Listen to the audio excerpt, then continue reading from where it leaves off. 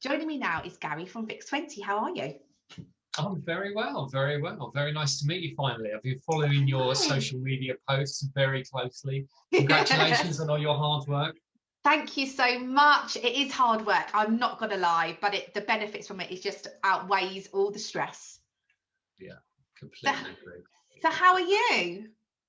I'm okay. We're busy at the moment, as you can imagine. We're just about to jump into another release cycle. So for the next few weeks, we're going to be doing everything we possibly can to sort of push our record.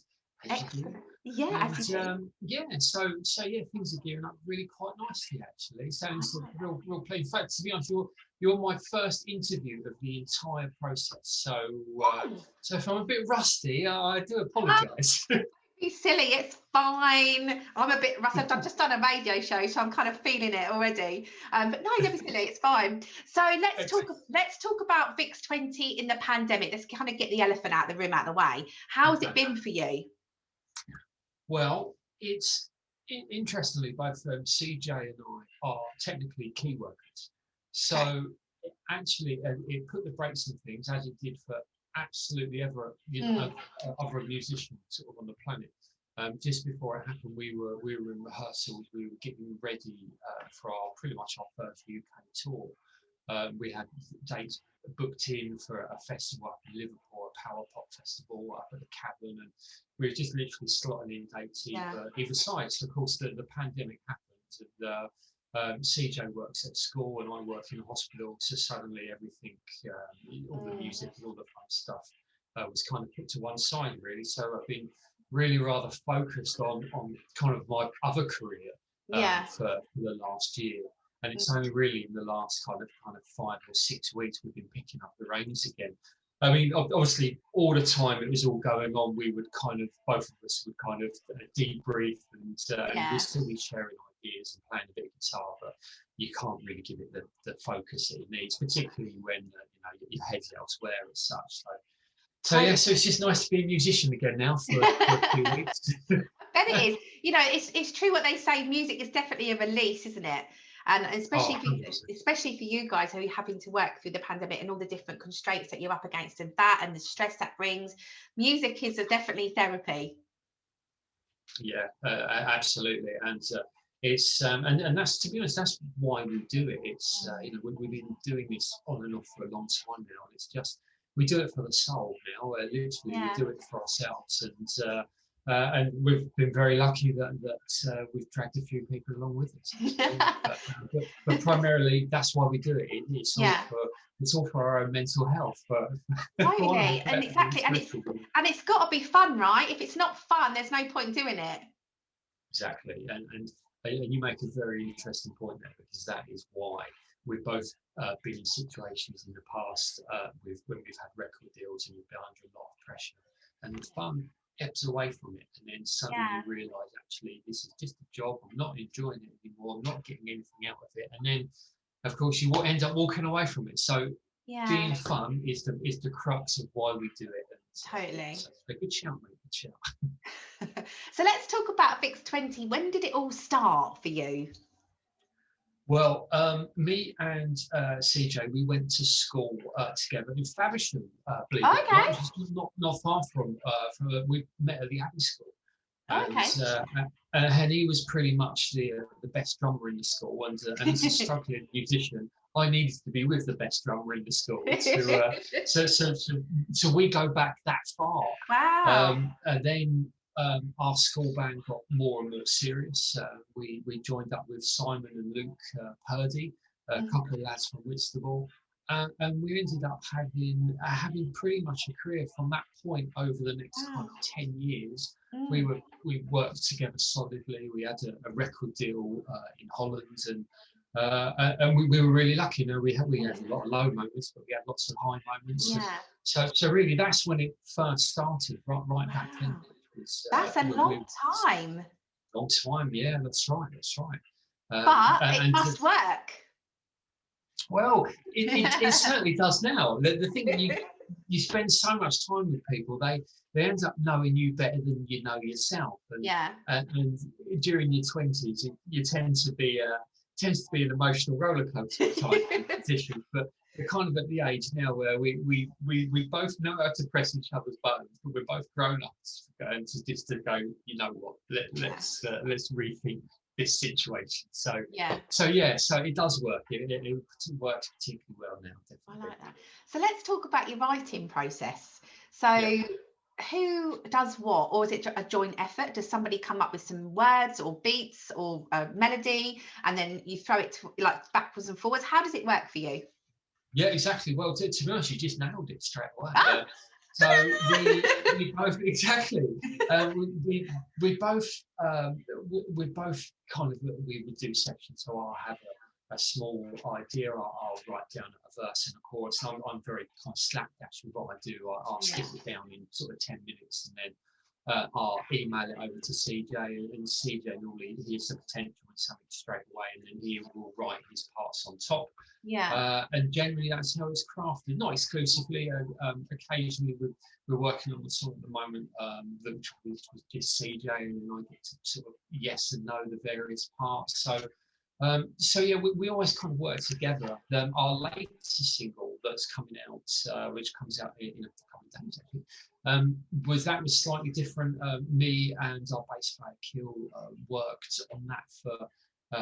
It was literally a 10-minute session, and then we both sent that over to CJ, and CJ finished it off. And so it's very, very much a team effort. It really is very much a team. Yeah, because sometimes in bands there are people within the band that do those certain things. So it's really good that you kind of do that as a shared responsibility. Definitely. So where do you get your influences from then when you write? Where does it all come from? Well, I'm not really sure anymore. I guess it comes from 25 years of hearing music. These days it tends to be, it just tends to be what you're kind of feeling at the time. We're not that genre specific. If you listen to the last kind of 4 or 5 Vix songs we've released, we flip between synthwave and punk pop. Our last one, Try Again, which I think you played actually on your show. I sure did. Thank you very much. You're welcome. That was very much a 90s rock song, you know. So we never really look to go. It just depends what suits the tune at the time. That tends to be the kind of. That's really interesting, because when you're writing, and you obviously the way that you guys work together, you don't always know what's going to come of it, because sometimes you have kind of clear vision, like this is going to what it's going to sound like, this is where we're going to go with it. But for you guys, it must be interesting because you don't know what genre you're going to come out with. Absolutely. Well, what's most interesting is I'll stick something down and I think in my head, now this is a punk song, and I'll send it over to CJ, and he'll play it back to me 2 days later. He's made a full-on, pop production. So I never heard it like that, but you know what? That's better. Yeah. Which is also part of growing up, because I wouldn't have been able to admit it was better many years ago. Oh, I love it. But that's I write, and I think, oh yeah, that sounds really good. It's what it's going to sound like, and then it's like totally not. But I think that's good that you can accept that someone's taking it a different way.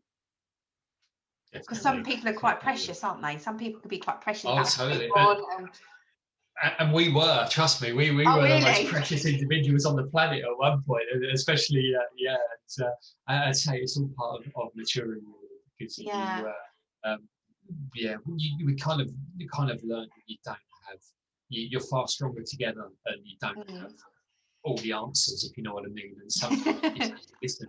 But it takes years of arguing to realise that. It's like you've got to start somewhere, and like you say, when you're younger, you're hot-headed and you want to succeed, and you just want to, and you kind of more about yourself. Whereas as you mature, like us, you start to just realise actually it's okay that someone else has got a different spin on it. It's all right. Yeah, no, I completely agree. So what's the plan with the new single, the new material? How are you going to, obviously at the moment you can't go out and gig, not hopefully at the end of the year they'll be different, but how are you going to put it out there? What's the plan? Well, for us, radio is the most important thing, and I'm not talking not talking about national radio, or a few spot plays here and there is always, you know, we know we've hit sort of crank a few times, and but actually community radio is our #1 priority. We're quite lucky, we've got a podcast that has been growing over the last year, and that's going to many different, you know, about 20 different stations now. And it's the community radio stations that are the most important thing. So literally today I could have done a press interview, or I could have sat down with yourself, and you know, you're going to win every single time, because that is the most important thing to us. And then once we can get a belt, we start doing radio sessions again, and we really enjoy them. We're booking a week where we literally go from Devon to Glasgow, you know, and we're as many stations as we possibly can. And, so it's a bit of an old-fashioned approach, but I think for bands like us, community radio is the key to unlocking a bigger audience. Yeah. Do you know what though? I think as well, community radio has really lifted and elevated since the pandemic. We had so many people, and from our point of view, so many people that were tuned in from home because they were on furlough, or they were, you know, working from home, and they kind of switched to us, and actually they've not switched back, and that's massive.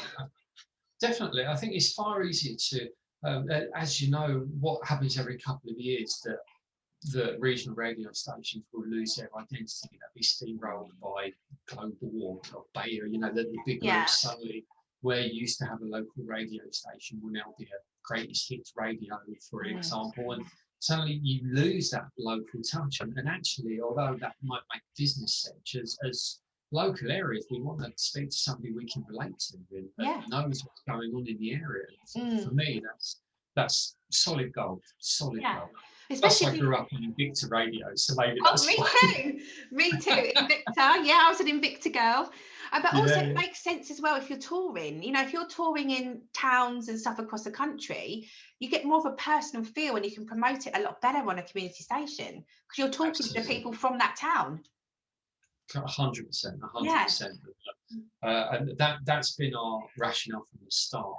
And I think it's paid dividends for us. We're very lucky with our Spotify and our online presence that we've had for an indie band. We've had some great numbers, and I honestly think that's down to the attention that we've put into the community radio stations. No, I totally agree. So have you got a kind of a rough idea of tour penciled in for end of the year next year? I can use my hands. Yeah, exactly. To be honest with you, at the moment we haven't, because the last thing we want to do is go down that road of putting dates in. And plus, like I say, it was never really when me and CJ. So basically, when we started writing together, so we had a break away from each other for a few years, and when we started writing again, it was very much for fun. We both had enough of the pressures and both been with several different labels over the years, and we both had enough. And then suddenly, when I kind of sprung it on him that, oh, by the way, we've got a record deal, as I'm kind of hiding behind the door, and and it was just like, okay, fine, but we're definitely not going to start touring again. And then, of course, we nearly went down that road. So for us, it's not the most important thing. I'd say doing radio tours and that is important. But you know what? Once the world opens up, we'd love to do some festivals. It's just so uncertain, isn't it, at the moment? You know, we could have live music from July, August onwards, but there's a possibility that might be put on hold again. So I completely understand why you're being tentative about even thinking about it. Yeah, exactly. Yeah. So I guess we just have to wait and see, really. The guys I do feel most sorry for, obviously I've mentioned in CJ have very much got jobs. But our bass player, Kiel, he's a full-time musician. He's in a number of bands. He's one really busy band in Essex, and they normally gig out 3-4 times a week. And they're the guys that are the lifeblood of live music. So I just hope that it will open up enough for those guys to start working. Yeah, totally. And for the venues as well, you know? Exactly. Otherwise, we're probably going to lose quite a few venues out of this. You know, so many, a lot of pubs are closing, and venues aren't getting the support they need from the grants from the government. So it's really tough. But for full-time musicians, it's been an absolute mare. Terrible. Yeah, I agree. Yeah, Totally agree. So let's hope some sunshine comes our way. yeah, definitely, definitely. And if not, we can play it through the airwaves. Yeah, exactly. If not, we'll be. Oh my goodness, I'm not a radio presenter, really. Can you tell? Oh, you're better than me. Oh my goodness, so cheesy. So Broken Melody is out this week. Where did that come from? Who started that one off? Well, that was me and Kill were having a writing session, and literally it come together. We had about 20 minutes before Kill had to catch the train, and it just come out very quickly. And it just so happened that the night before there was an incident with my daughter, and not to go into details because you know kids will be kids, but basically somebody had upset her.